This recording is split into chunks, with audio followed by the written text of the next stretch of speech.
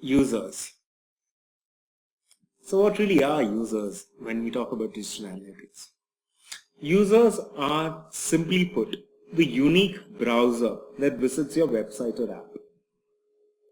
So let's say you open a browser at 5:30 p.m., which is user A. User B comes at 5:45 p.m. and he opens the browser. And user A comes again at 5:55 p.m. and user C at 9:05 p.m. Of that particular day, what are the total number of users? It's 3.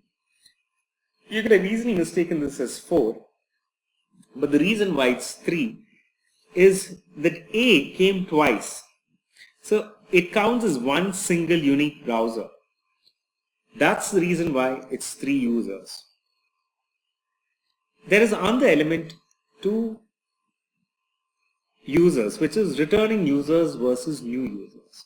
Let's look at this example again. A came at 5:30 p.m., B at 5:45 p.m., A comes in at 5:55 p.m. and C at 9:05 p.m. So in this instance, who do you think is a returning user? This is fairly simple. A is a returning user. And who are the new users? The new users are B and C. This, I believe, is fairly self-explanatory. So how do you view user data? Step 1, click on audience and behavior.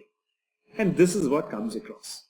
So if you actually see, you clicked on audience and then moved on to behavior, and in new or returning behavior, you're able to see the metrics that are here. In this case, 51.6% of the people were returning visitors and 48% were new visitors. That is the way you look at stats. And you look at even in depth, you're able to see what the bounce rates are. Now a bounce rate is actually indicative of how people stick to your website. So in this case, you're able to see that obviously returning visitors are at a bounce rate of 17.84% and new visitors at around 30%. What this basically means is out of 100 visitors, 30 people, new people, 70 stayed on the website.